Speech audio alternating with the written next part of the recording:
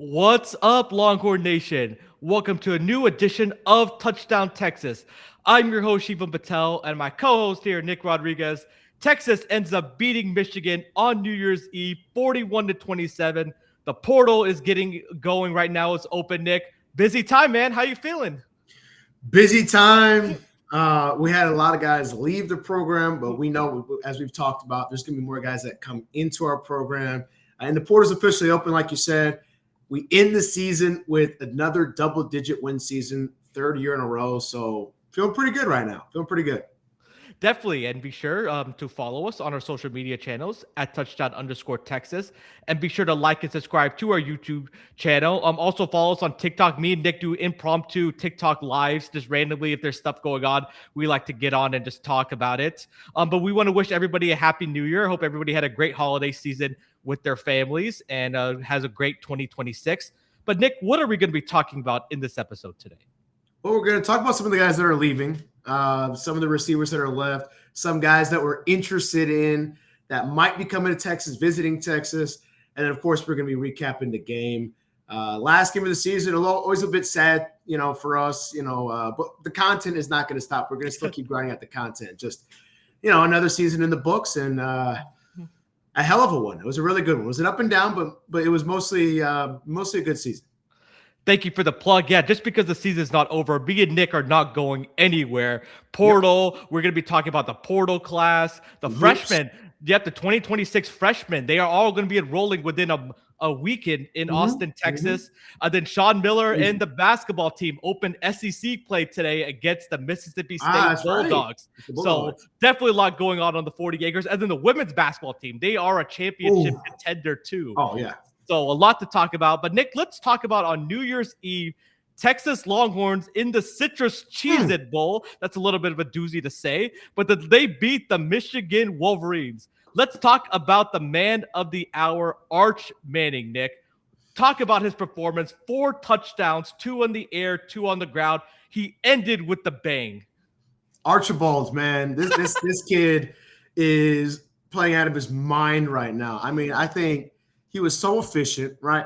21 of 34 with several drops. That's got to be fixed over the offseason. Wingo, Livingston, some other guys dropped. 17, I can't remember his name. 17 had a couple of drops as well. 21 of 34, 220, no picks again. And then the rushing, right? 9 attempts, 155 on the ground. Unbelievable. He's basically a running back when he really wants to get going, and he closed out the game with a 60-yard dash. Just similar to A&M. The game felt very similar to A&M.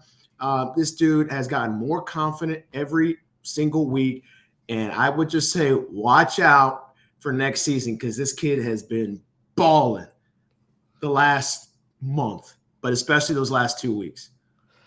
Two games, I should say, since it was bowl prep.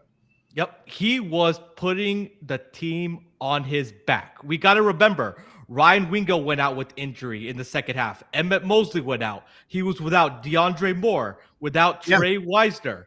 Yep. He basically had the refuse to lose attitude.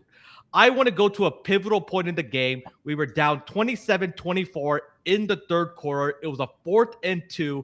And why Michigan didn't have a spy on Arch Manning after he's been gashing him all day, I will never understand. He has a huge 4th down run. Then he ends that drive with a back shoulder pass to a true freshman, Khalil Lockett, who, by the way, Nick said at the beginning of the season he's very high on. He likes Khalil Lockett a lot. Yeah. He has a bright future. You see why? I mean, that was a great catch and a great throw. I mean, great. Unbelievable. Yep.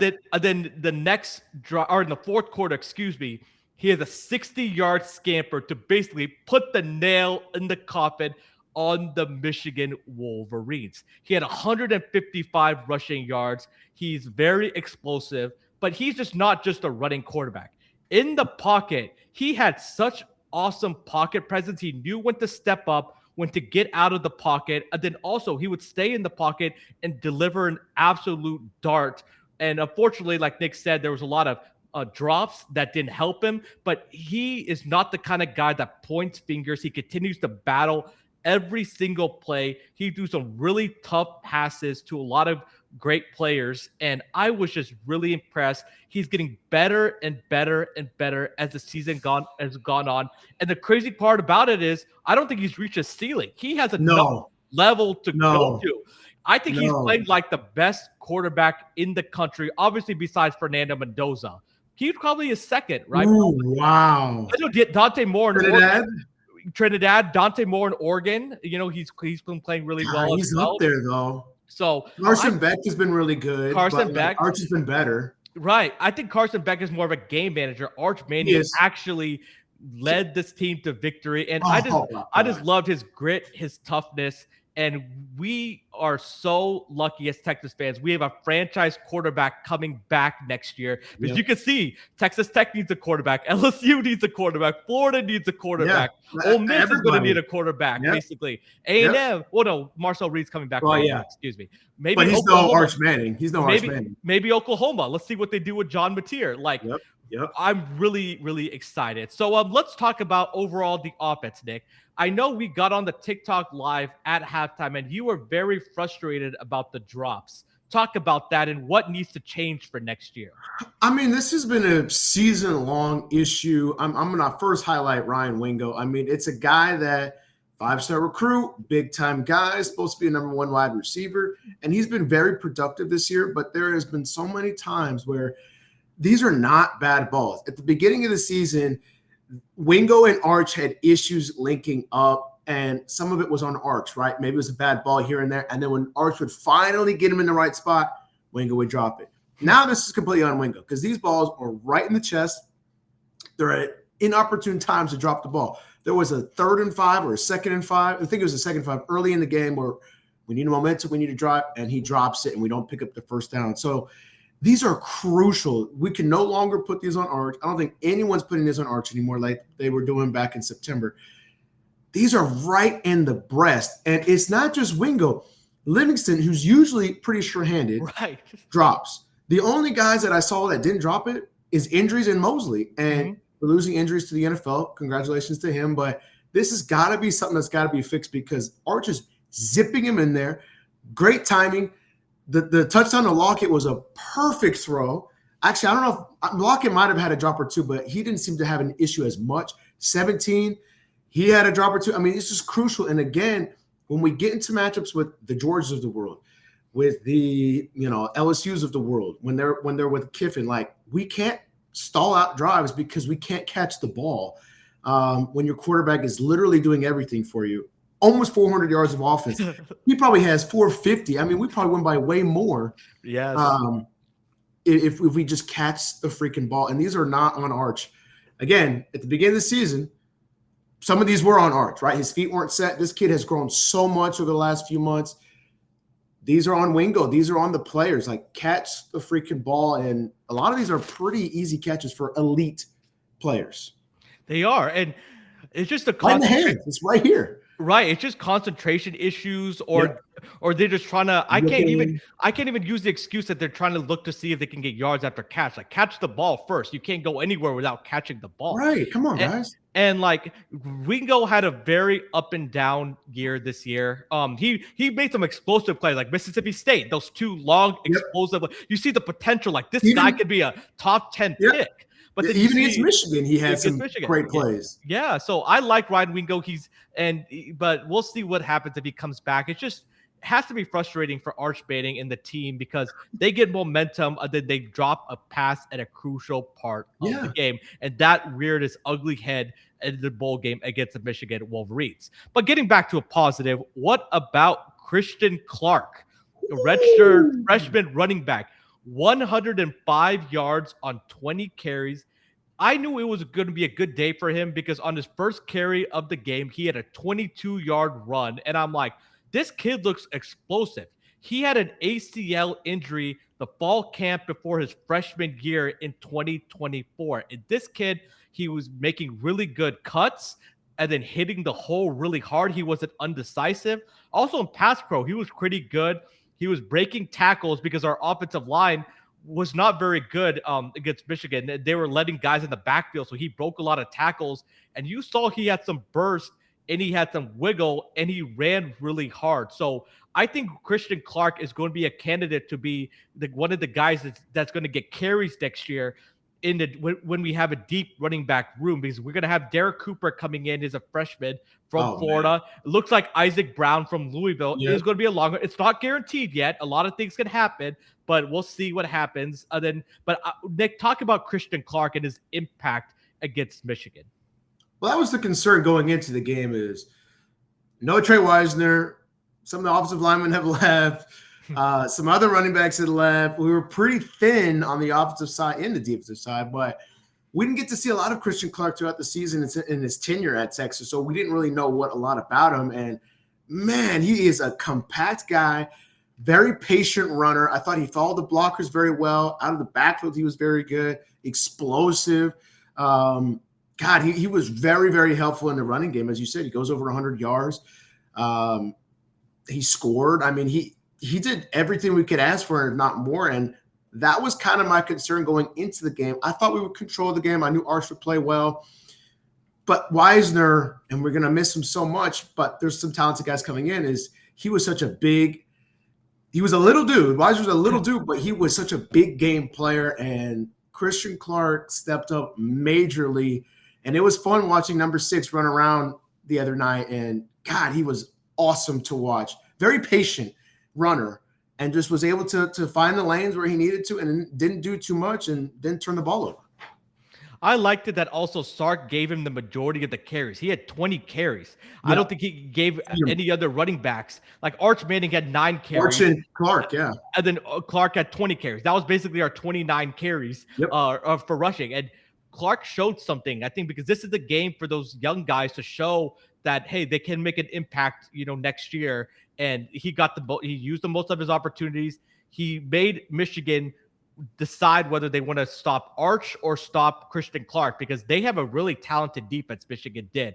And we made them guess, and we negated their pass rush, because despite the offensive line allowing 5 tackles for loss, they did allow 0 sacks on Arch Manning. So I give them credit for that. But Christian Clark was a big reason why the Texas Longhorns were able to win this game. He is the second on the MVP list for this game, of course, besides Arch Manning. I was happy for Christian Clark because he's battled through a lot. I believe he's from Arizona, just like Bijan Robinson was, a Phoenix area. So shout out to Christian Clark. And I look for him to have a bigger role next year as he continues to recover from this major injury that he had. Let's talk about the Texas defense. Colin Simmons, he only had 1 sack, Nick, but it looked like he was living in the backfield. And I'm going to say it again. I saw 4 to 5 times where he got held and no penalties. Talk about this defense and how they were able to contain Bryce Underwood.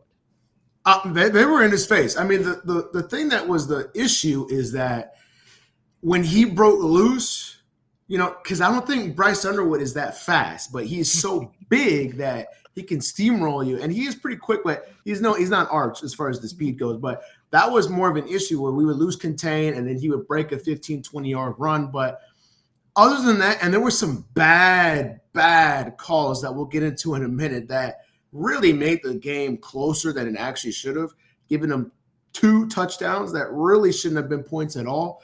But I thought Colin Simmons, despite the 1 sack, was in his face the entire time.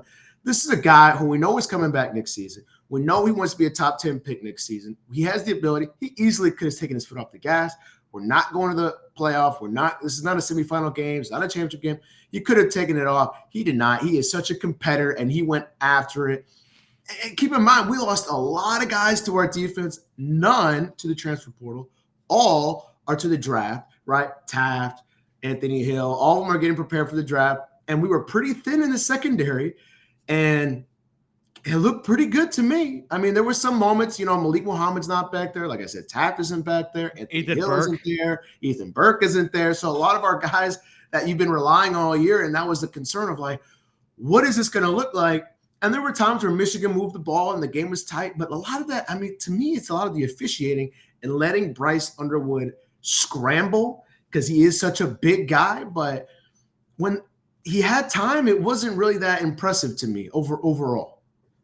It wasn't. And before I go, Nick, let's talk about the officiating. So Michigan got 2 touchdowns. One of them they said he got his foot down, which I questioned it looked like he was out of There's bounds no before he got way. his foot down. And then the Bryce Underwood play, it looked like it was slipping out of his hands. And those were 2 of Michigan's touchdowns. The third Michigan touchdown was Ryan Niblett fumbled on the 5-yard line. So like Gifts. Nick said it Gifts. on the TikTok live. Like, he felt like he said this at halftime. Michigan's touchdowns were a little lucky, and I agree with you on that. But talk about the officiating, and it was an ACC officiating crew. It was kind of brutal to watch.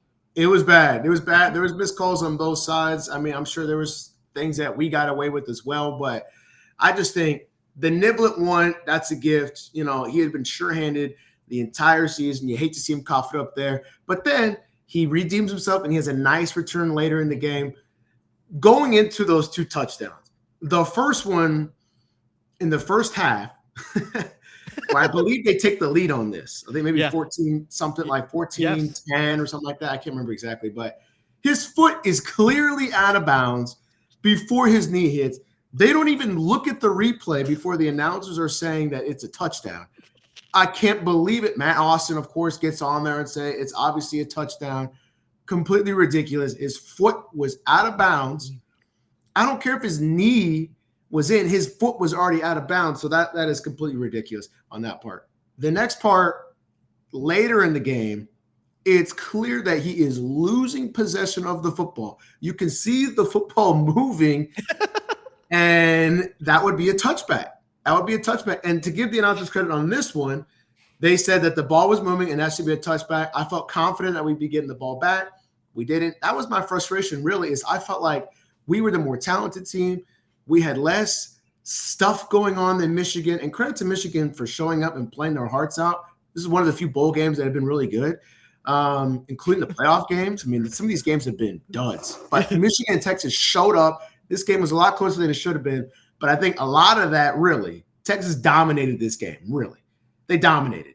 I think the only thing why it was close, and I wasn't even worried about losing this game, is because of those 2, really 3 touchdowns that they were gifted. So this score could have gotten way out. But they were gifted a few things, I would actually say. They were, and just officiating in general. They were calling holding on us, and I feel like they weren't giving that same energy to Michigan. No. Just inconsistency, you know. Like a couple of the plays were just like the holding calls, the personal foul calls. They just didn't. I thought they were just being very ticky-tack with some of their calls because it's a bowl game and it's 2 physical teams. Of course, like Nick said, Texas did get some beneficial calls like that roughing the passer on Art. They called for Arch Manning. That wasn't really roughing the passer, but it kind of evens out a little bit because we were getting hosed on a couple of calls. So I wasn't that mad, of course, that we got that call. But back to the defense. Colin Simmons plays as hardest at all the games because he just has that motor. He has that relentless effort. He has that 1-2. And I was just really impressed by our pass rush because he was making plays out there, as well as number 19, Zena Umlu-Zulu. He was also really good. Hero Canoe was plugging up things in the middle. He was really dominant, getting up blocks, getting tackles for loss.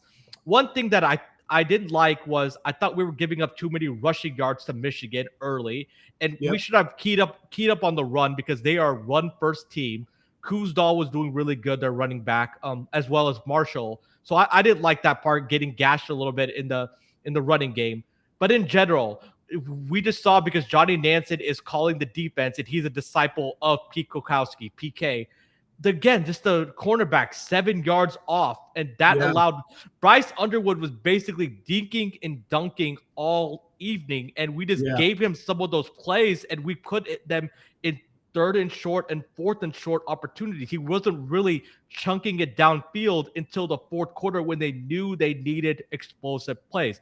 That was a frustrating part about it. But I really like Ty Anthony Smith, a high upside sophomore linebacker. That interception in the sideline. And then also, he blew up a couple plays. It shows his sideline to sideline quickness, his explosiveness. He's starting to get power because he's starting to get a lot stronger. He came to campus very skinny, but he's starting to get up blocks and making big hits and explosive plays. And then Wardo Mack, one of our backup DBs, also number 27, had an amazing interception. Our secondary, we were playing with a lot of backups, of course, besides Jelani McDonald. Jelani McDonald was pretty much the only starter out there, but Cade Phillips, the true freshman, was really good. He had a pass breakup, a couple of big plays. Warren Roberson played really well, but it was kind of a mash unit out there because both Warren Roberson and Kobe Black both went out with injuries, but we made enough plays in the secondary to stifle Michigan. And I said this before this game. Bryce Underwood, when you take away some of the running lanes like we did in the second half, he is a turnover machine. And his mechanics, the announcers were even saying that, were getting pretty funky. Like he was acting like he was playing basketball, like a fadeaway jump shot and stuff. Like he was fading away, not setting his feet. So he needs to improve that. And let's see if Kyle Whittingham can fix that. But again, Bryce Underwood, he's a high upside player. He's only a true freshman. He's going to get better and better. But we made him turn the ball over and made him uncomfortable, which I was really encouraged about that. And we got to see some of our young defensive players out there make plays. So that gives us a lot of optimism, for the future. And then a Will Muschamp, he's going to be calling the defense. Yeah. Let's see what kind of personnel he brings in and kind of how his scheme adapts to the SEC, because I think it's going to be completely different. Will Muschamp. We're going to see a lot of more aggressive blitzing. We're going to see a lot of press man coverage. We're going to see a lot of exotic looks. So hopefully this is the last time we see the defensive backs at 7 yards below, away from the wide receivers. So go ahead. One thing I just want to add that's just always interesting when it comes to bowl games, and we haven't had to think about this for the last 2 years because we've been in the playoff where it's a different complete mindset where you have a chance to win a national championship. When you're not in that mode, it's completely different because guys are transferring in and out. Not that you don't have that but you know what I mean. They're transferring in and out. They're opting out because of the NFL and all this stuff. It's not the finished product that you're going to see at the beginning of next season because you have guys that are going to come in. You have coaches like Will Muschamp who didn't coach, right? He doesn't know the guys yet. So it's a little bit different. And so the defense might not look as great as it should, but it's going to be a lot better because our guys aren't even here. Our freshmen aren't even here. The guys that are going to transfer in are obviously not here yet. So it's always interesting, but it's good to see that both Michigan and Texas showed up and played their hearts out and gave us an entertaining game. Because you don't always get that in a bowl game. Some guys will just, whatever. But we were playing a good Michigan team. We get to 10 wins. We beat Michigan 2 times in a row, 2 seasons in a row. And, the last time that we beat Michigan in the season, and a guy had a 60-yard touchdown run, something happened the following season. So could be big things for us next season. I thank you for saying that. I'm glad the Texas Longhorns played their hearts out. We didn't use the excuse that Georgia did in the 2019 Sugar Bowl, like, oh, we really didn't want to be there or whatever. That when Sam Ehlinger beat Georgia. That's better than the Citrus Bowl. Exactly. Like we played hard. We looked like we wanted to be there because this team is a very close, cohesive unit, and that starts with Steve Sarkisian putting the emphasis hey, we want to win this bowl game. Arch Manning, you saw when they were getting showered by the Cheez-Its at the end of the game. Like they were happy. Like it's a pretty cool experience playing in a bowl game.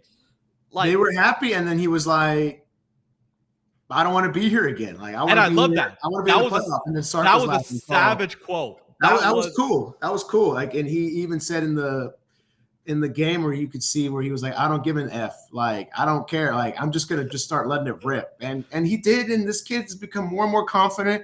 I think it was a little too early. I think it's safe to assume that the Heisman talk was a little too early. Now it's not. Now I think when we start next year, okay, now we can go into the Heisman talk. And I go into the comments just to see like where the haters are at. Not many. And people are always going to hate Texas. That's a whole different thing. But Arch, people are like, all right, this guy might actually be kind of good. This is kind of nasty. So tearing him up like that, I think that was great for his confidence, and I can't wait for August next season. Yeah, we had to enjoy it. Like I was tuning into that game like it was a playoff game because we're not going to get Texas football until August. You got to enjoy it. You got to enjoy it. And this is the years that we are really good, because when I was in college at UT, we had some good wins. Of course, we beat USC when Not like Amon-Ra this. St. Brown was there, and we had. But yeah, it wasn't the same.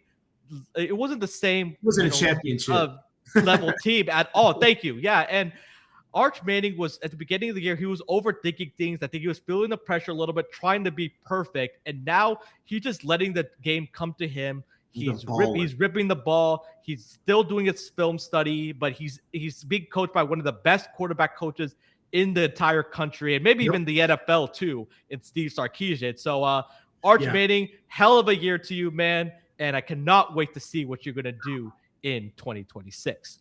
So now let's transition. So now for the second half of the episode, we're going to be transitioning to portal talk. So a lot of stuff going on, but let's talk about the players that are leaving. It kind of hit us, a New Year's Day bomb hit us when Parker Livingston announced that he's planning to enter the portal. This was unexpected, Nick. What was your reaction to this? Bummed out. I mean, this was similar to the Trey Wiseman news, where it's like, you feel like you're getting squeezed here, right? When a guy like this, who had such a productive season, I think he had about 500 yards, 5 or 6 touchdowns, Arch's roommate, everyone knows, caught a touchdown against Ohio State. I mean, at the beginning of the year, he was the number 1 wide receiver. I mean, Wingo and Arch, like I said before, could not get on the same page, but Livingston and Arch were connecting. So feels a little squeezed out. I mean, we could have seen, like you said before, we saw it with DeAndre Moore, the writing on the wall, whether it was the NFL or another school, and he left. Livingston, we thought he was going to stay, and this one stings a bit. But I think kind of getting into our conversation later, there's got to be a bigger fish here, right? Something else has got to pull here. And I think what you were saying before about Arch is like, it's all chips in, right? It's all chips in. We got some freshmen coming in, or we have some freshmen that will be sophomores next year. And I think there's going to be a big ticket item that we're going after in the transfer portal. But I loved Parker Livingston. He reminded me of Jordan Shipley and Colt McCoy, him and Art. So, it stings a little bit to see him go. But, man, he's going to be balling wherever he goes next year. And what kind of sucks right now with the NIL, and it's got to be fixes, it's all about the money, right? It's not about camaraderie and all that stuff. You even saw Quinn Ewers talk about it about a week ago, where he's talking about, I wouldn't have transferred out of Texas and stuff like that, my 10-year-old self. So respect to Parker Livingston. He's got to do what he's got to do. But I think this means that Texas is going after a big fish in the pond, and hopefully we can pair him up with Wingo. Yeah, unfortunately, Parker Livingston had a great year. He's only a redshirt freshman. He's a really young guy. But I think this was more Steve Sarkisian. His motto is #all in for 2026. Yep. And those Texas fans that are maybe not familiar with that, let me explain to you some of the background. This is 2026 is most likely going to be Arch Manning's final year at the 40 acres. Of course, things can change, right? Injuries, we don't know, knock on wood, but most likely. And Steve Sarkisian was as happy as he was to win the Citrus Bowl. He does not want the opportunity to miss the playoffs again. So that's kind of where that #all in comes in from, because we saw A&M make the playoffs, Oklahoma make the playoffs, and Texas Tech make the playoffs while Texas was sitting at home. Parker Livingston, I believe, was more of the staff kind of saying, we appreciate all the services that you did, but we kind of need an upgrade at wide receiver. And that's no disrespect to this kid. He had a good year, but I think that they could find a guy that could be a little bit more of a vertical threat, a little bit more explosive. And I think that's why part of the reason. It wasn't NIL, because Parker Livingston didn't have much NIL, but I think he would have stayed. But it was more the staff kind of telling him, hey, we kind of want to go in another direction. But we appreciate the services that you provided for us. It is 2 years on the 40 acres. He most likely is going to be going to a good spot, because there's some rumors that he may go to Indiana with Josh Hoover. With Josh Hoover, the TCU quarterback, may go to Indiana. Parker Livingston may follow him. So that would be great if he goes to a program like Indiana. But he's a Texan. He was really excited to be a Texas Longhorns. And thank you, Parker Livingston, and best of luck to you for the rest of your college career. Now let's talk about some positive portal news, because I feel like that does not get talked about enough. Emmett Mosley, Nick, is returning. How big is this for the Texas Longhorns? Well, this is huge. This is massive, with guys that have departed like DeAndre Moore and now Parker Livingston. We needed another guy to stay. We're pretty sure that Wingo's going to stay. But Mosley was a guy that was beat up the first half of the season, right? He was a guy that wasn't really available until I think like week 5 or 6, right? So we weren't really hitting our full stride at that point. He's a guy that's just fit in super well. He's a great little slot receiver. I don't think he had any drops the other day. He's become one of Arch's more reliable guys with all the drop issues that we've had. He's not a guy that I said, oh, he's got drop problems. He doesn't, and he's still got a lot of eligibility left. So I think this is great. It's going to be a plug-and-play situation. I think what they're trying to do, like kind of what you were saying, is he'll be the 3, slot we can go down to the 2, and then maybe we can go get a big fish and put that guy, and we'll talk about him in a second, at the 1, and that would be extremely lethal because we do love all 3 of these guys. And it's like assembling a basketball team, right? You need your point guard, you need your big men, you need guys and receivers that could do all kinds of things. Mosley can do things that Wingo can't really do, and you need to have it a little bit different. If we can get that big fish that we're going to talk about in a second, that would make this offense even more explosive. But this is a major return for Texas, and hopefully we get him for the whole season. He stays healthy. Yeah, I was really pumped when we got Emmett Mosley from Stanford. And it's a big what if. What if Emmett Mosley was healthy for Ohio State or Florida? Well, we have won one of those games. I think we beat Florida at least. Arch, I think, still had too many problems, I think, to beat Ohio State.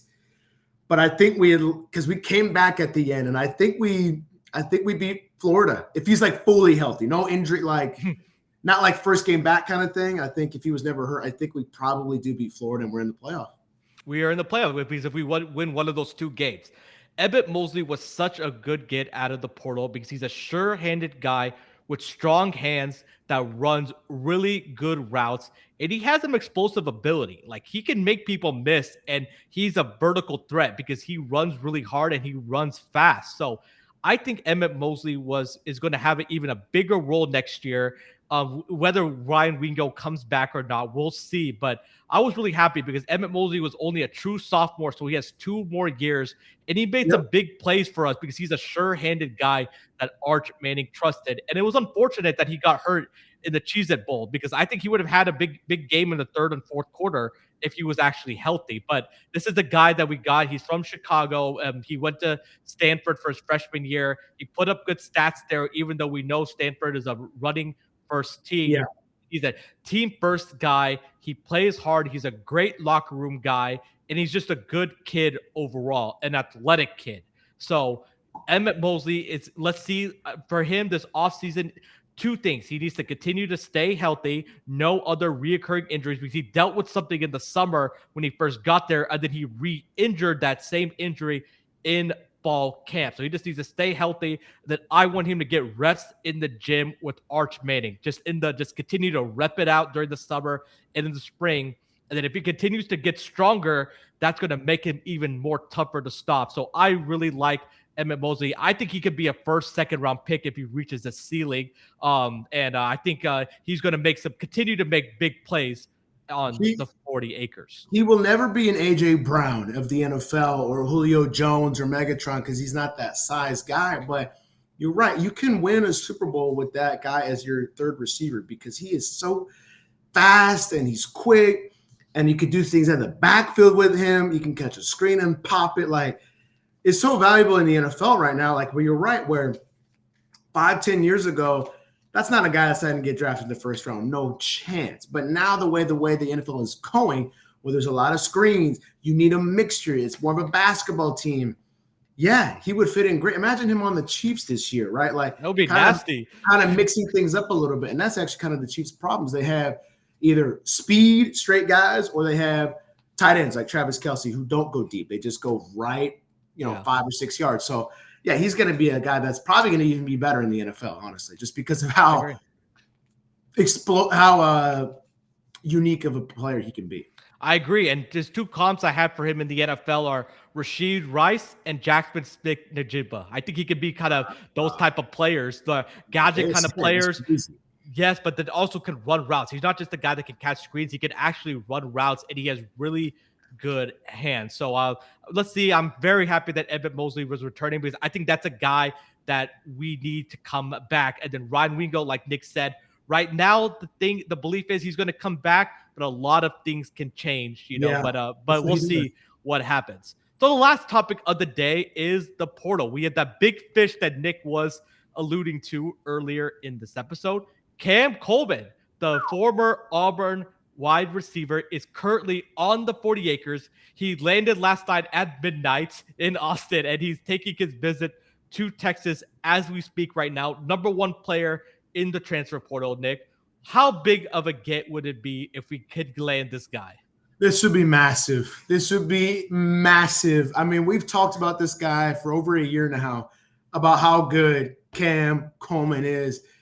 And you know, as the last 2 years have gone, right, it's been Jeremiah Smith, it was Ryan Williams, Cam Coleman, Ryan Wingo, right? They're all from the same class. So it's kind of like Jeremiah Smith is clear number one.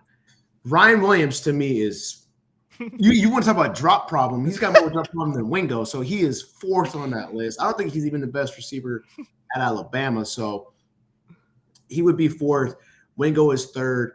Coleman has been an absolute monster, and he could be better than Jeremiah Smith. I think he is. Ooh. I think it's close. I would say like Jeremiah, Cam, it gets right there, and then Wingo and Ryan are more down here. But you pair those two guys up together, and it's going to be insane. This is an Auburn program that hasn't had stability offensively, hasn't had stability as a head coach, hasn't had stability as a quarterback. And what he wants is that stability, right? He wants that. He had to have watched that Citrus Bowl and go, oh, hell yeah. Like, that guy, like, and you know Wingo is talented, so that's going to make Wingo better. Coleman is the guy that I was referencing, would be our number one. Wingo would be our two. Mosley our three. Filling our tight end. And it would be absolutely lethal, not to mention the running backs that we have coming in, transfer or freshman. So Cam Coleman is an absolute stud. He's been putting up those kinds of numbers at Auburn where they have all those inconsistencies. Meanwhile, Alabama, he's had Ty Simpson and Jalen Milroe. Wingo has had Arch Manning and Quinn Ewers. And then Jeremiah Smith has had the Ohio State offense. So just put him in at Texas. I think that's the best scenario for him because I know he's looking at A&M. Arch Manning is better than Marcel Reed. Okay, he's looking at Alabama. Arch Manning is better than Ty Simpson, right? If Ty Simpson is coming back. And then what else is he looking at? USC. USC needs another quarterback. Texas Tech, yeah. And Texas Tech getting another quarterback. I just don't think he fits in with those programs. I think he's going to be a Texas Longhorn.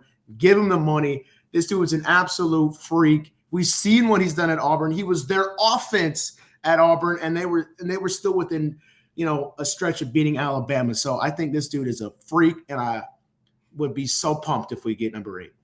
He is a monster. He is so good. He's a first round. He's a top. Easy. Top 10 pick. I mean, him and Jeremiah Smith, and he might be better than Jeremiah Smith. Just give him an actual quarterback. This is no disrespect.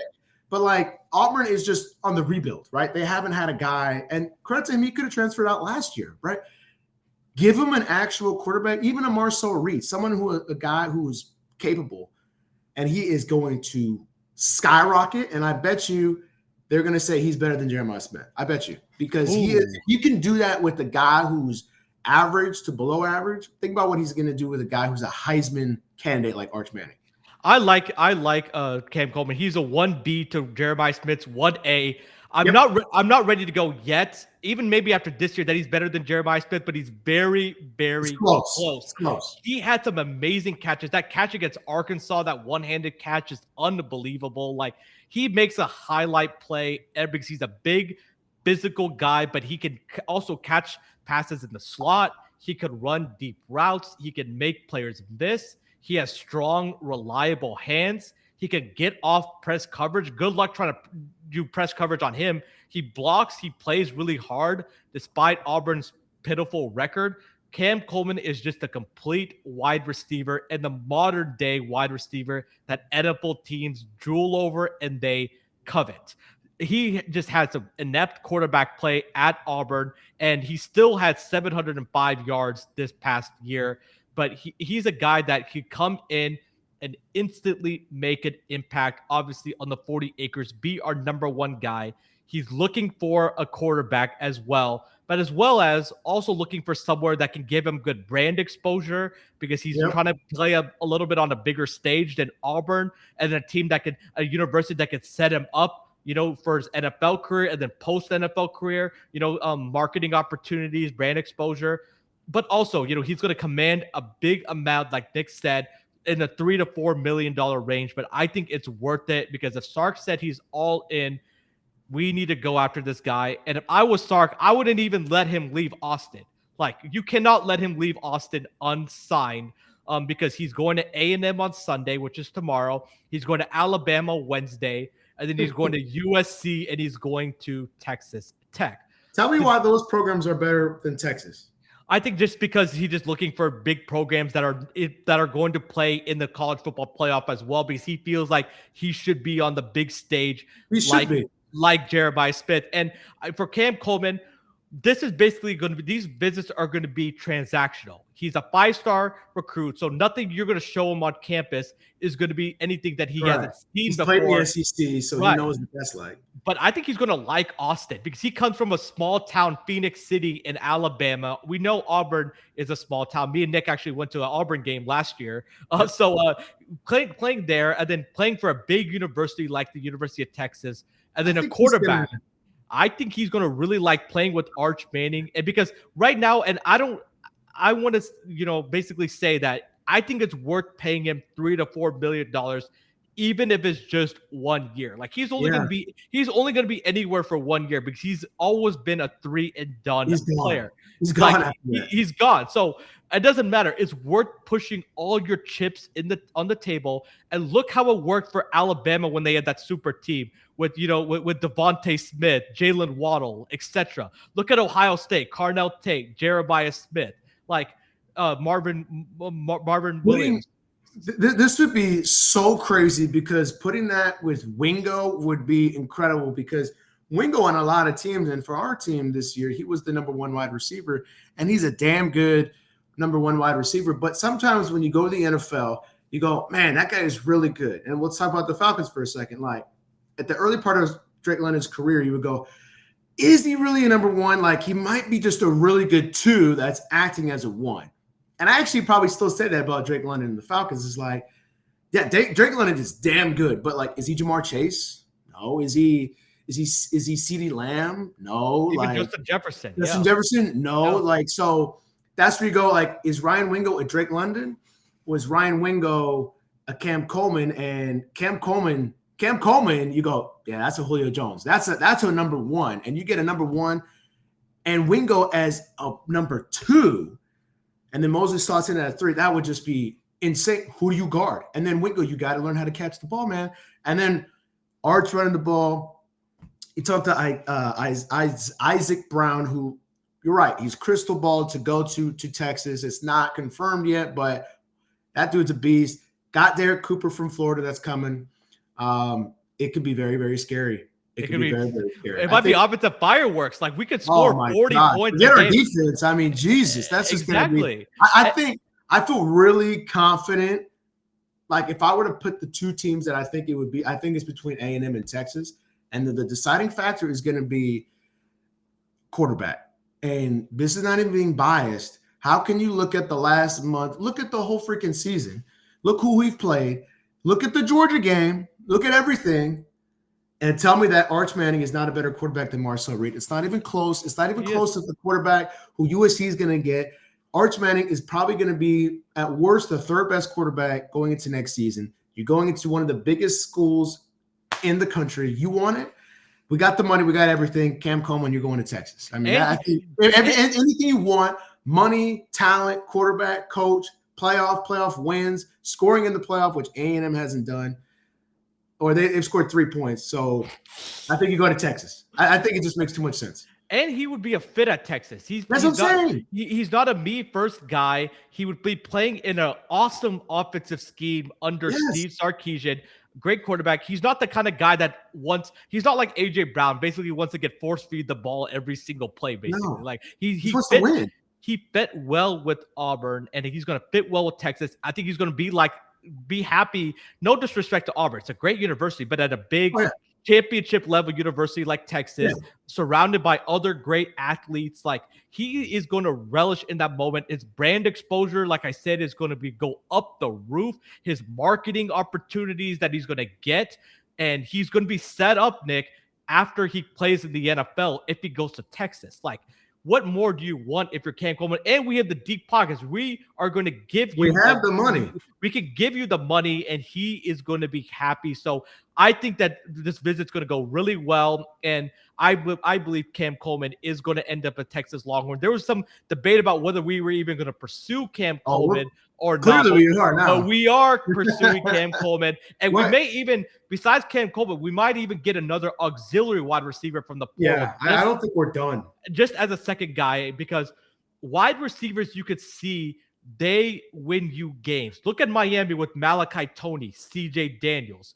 Look at Ole Miss. Ole Miss has really good wide receivers as well. Look at Indiana, Jet Surratt, a beast. Like, he is a total beast. Look at Oregon. They have 3 number 1 wide receivers. You need wide receivers. You have to have that are explosive, that can make plays for your quarterback. And Cam Coleman is that type of player where Arch Manning doesn't need to throw a perfect pass, and he can make an acrobatic catch to make the quarterback look good.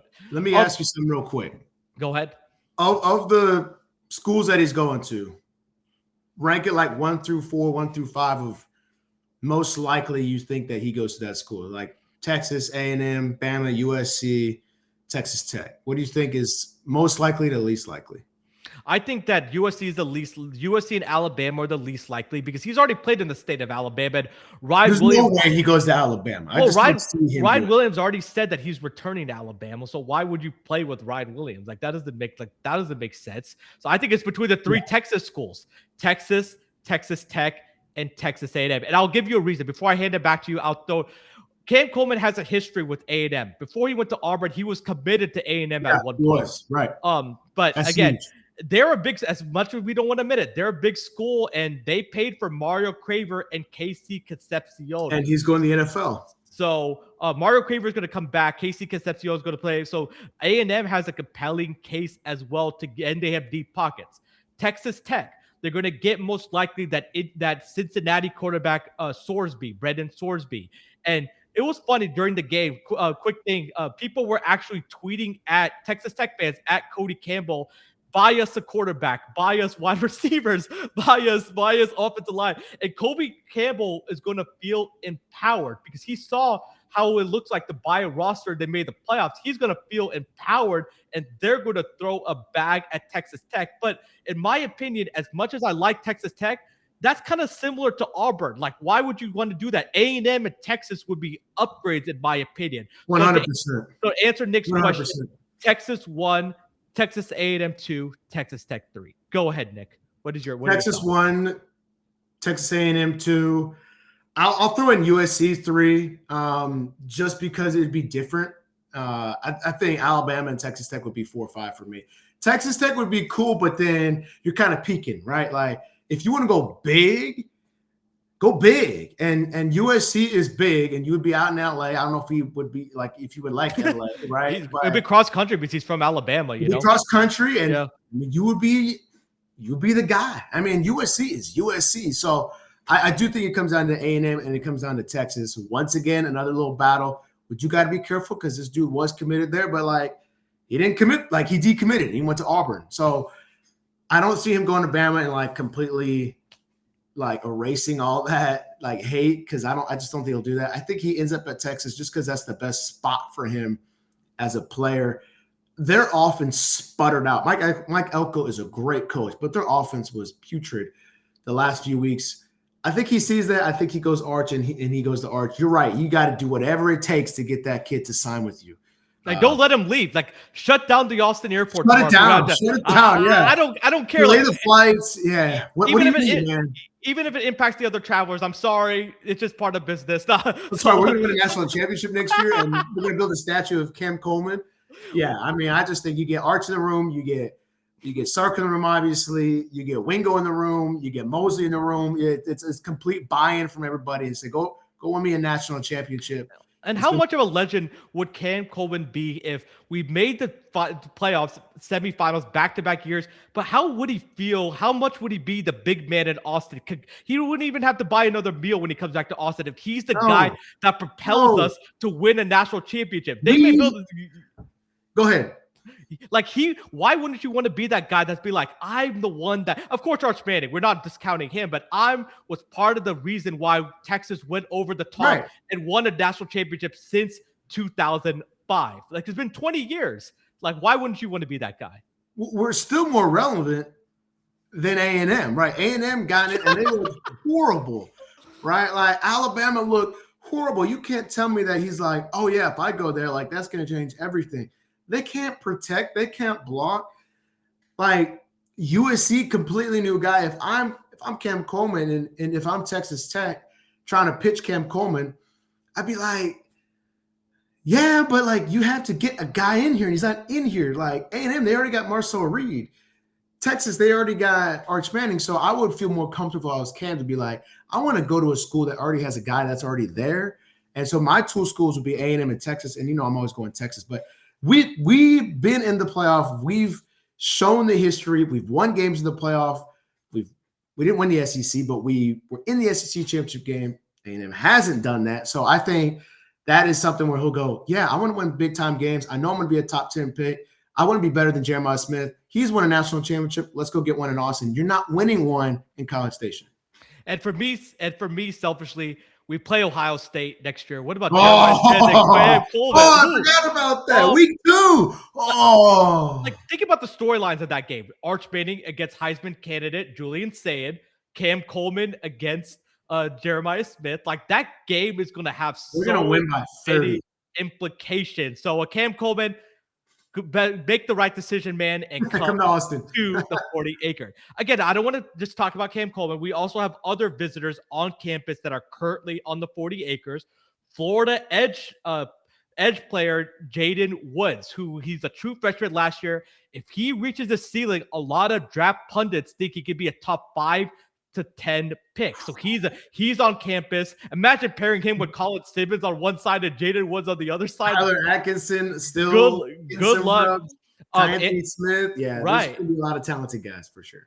Andrew Sprague, he's an offensive lineman from Michigan who Texas is interested in. He's also on campus today. We have a couple of defensive players, and of course, Cam Coleman. But there's also many more prospects on campus. The names haven't been released yet because Texas likes to keep things close to the vest because they don't want other schools to get wind of who's on our campus or not, because a lot of those negotiations can go either way. So Texas is keeping it tight-lipped. But again, we have, let's just say today and tomorrow, we have a lot of talented portal prospects on the 40 acres. And I'm excited because later today, I'm back in Texas. I'm going to the Texas and Mississippi State game. So if we hear any updates or I see any players, we might get on TikTok live this afternoon. So be sure to stay tuned for that. But be sure to follow us on our social media channels at touchdown_Texas, and be sure to like and subscribe to our YouTube channel and get notifications. We apologize for going a little bit over today, but a lot of stuff to talk about. We closed the game against Michigan.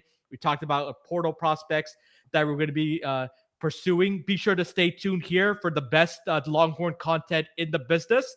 But we'll talk to you soon, and hook up.